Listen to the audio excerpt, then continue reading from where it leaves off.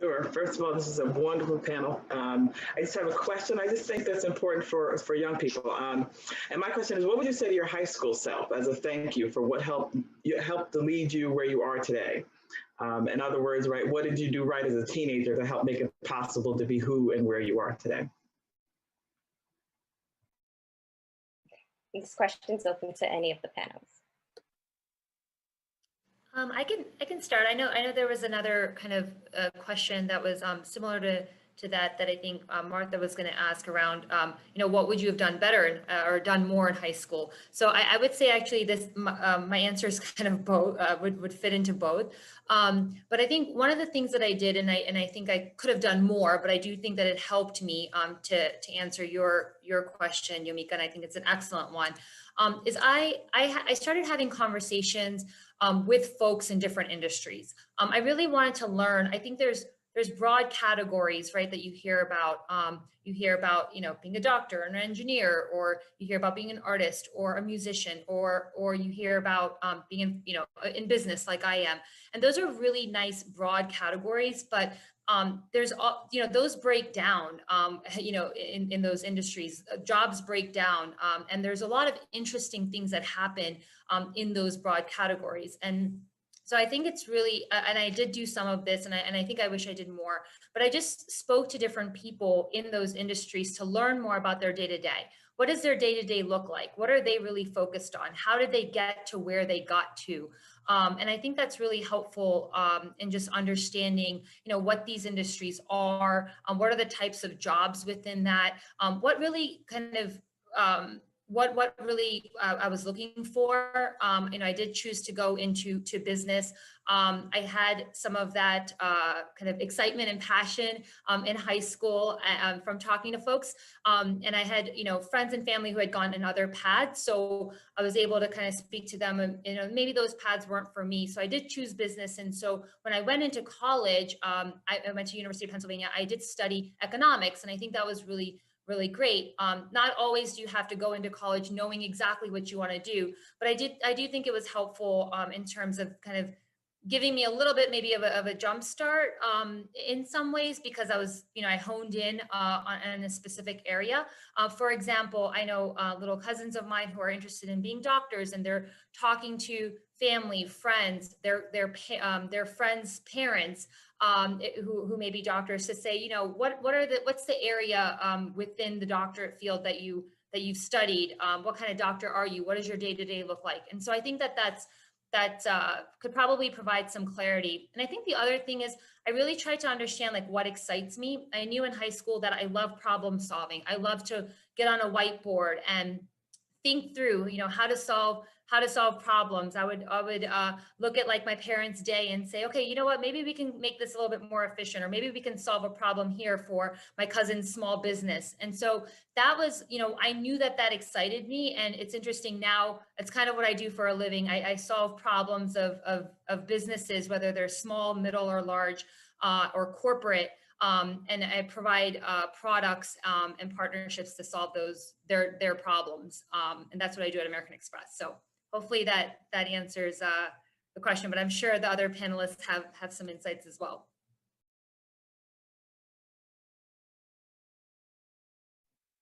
I can share really quickly that it's so funny. I feel as though in working with the young people at Sadie Nash Leadership Project, I get to see my high school self often, or a version of my high school self.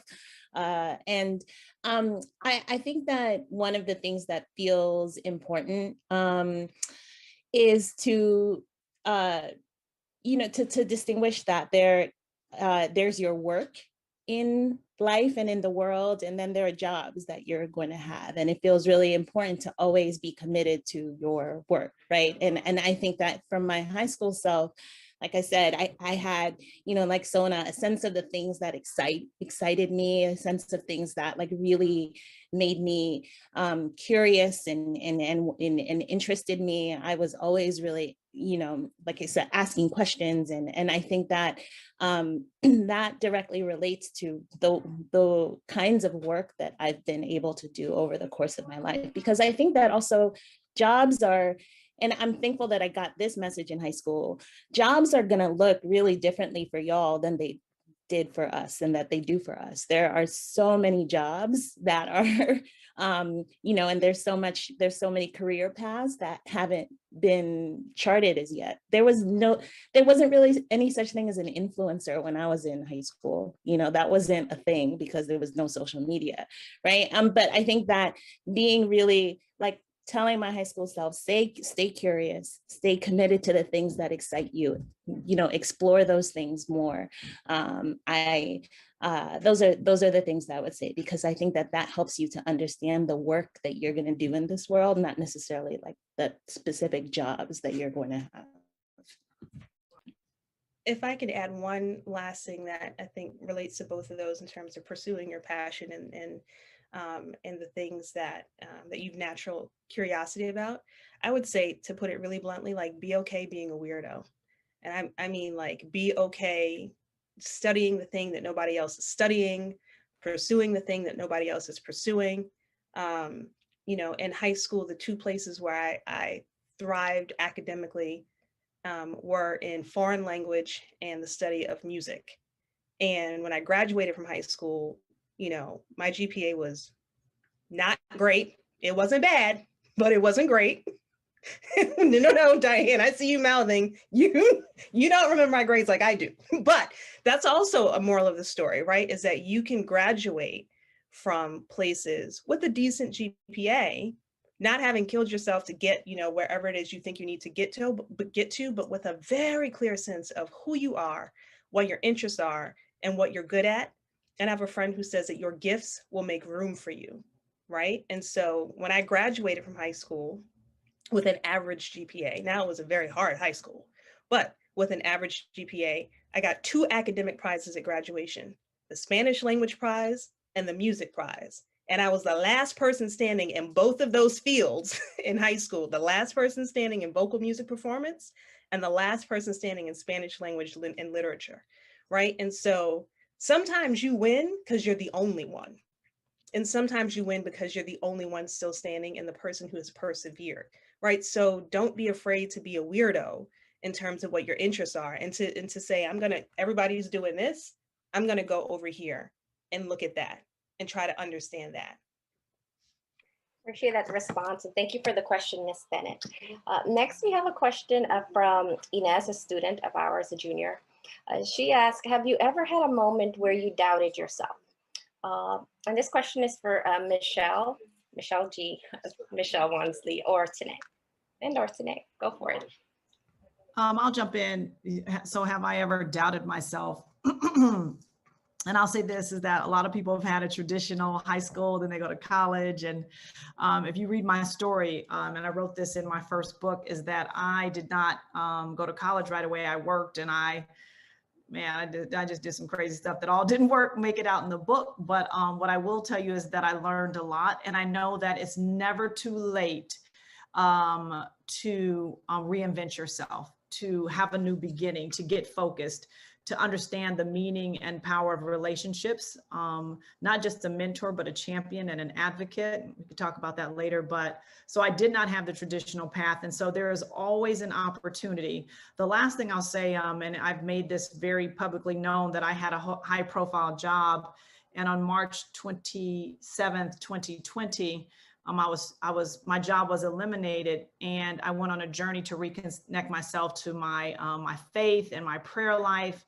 And then a year later, I'm now, I have one of the highest titles in corporate America today. So it's never too late to refocus, reinvent yourself, and get back on path. So don't beat yourself up, allow yourself some grace, and surround yourself with really good people that want you to do well. Yeah, I would love to add on to that, because I know I sit here saying, I work at American Express, and things have now been really good. But I would say, I came out of college, and I did start my career at American Express, and had, a really great job. And I decided to leave then to do a startup. And that was during the financial crisis. I left right before the financial crisis hit. And those few years were a struggle, for sure.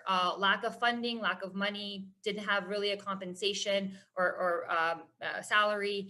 And it was really tough. And you know, then I came back to American Express because I think, you know, to build on kind of what Michelle said, relationships are important. You know, keep relationships, keep the line of communication open with folks.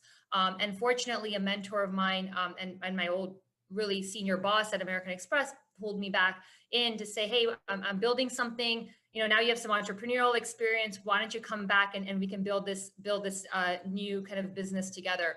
And that was a really great opportunity. But I've kind of had my definitely my fair share of ups and downs as well. And I think what was important when I came back to American Express and also in the role that I'm in now, where I'm building, have been building and incubating and scaling another business unit, is what's the lesson when, you know, people, there's going to be ebbs and flows in life. There's going to be ups and downs, but if you can come out of something and really take the lesson from it and apply it to the next thing, you're going to be way better off. And that's what I've done. I realized what we did right and wrong, a lot of wrongs, I would say, in the startup, and I applied all those learnings.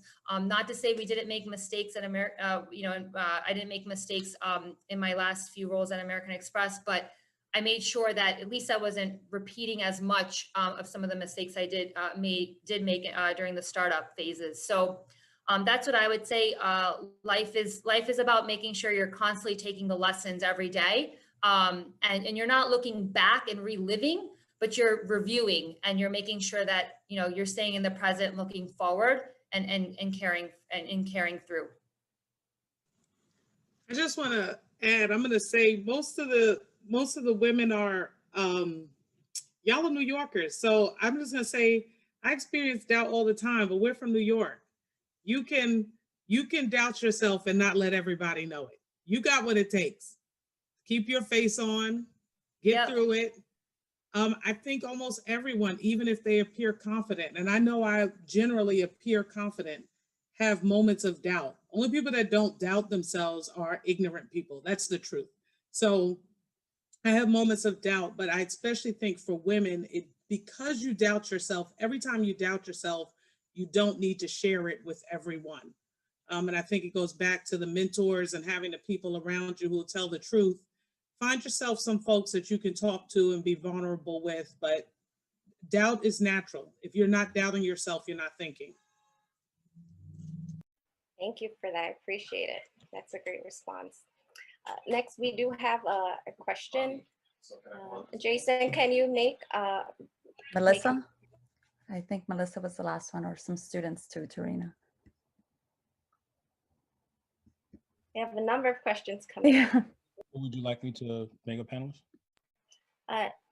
Raymond?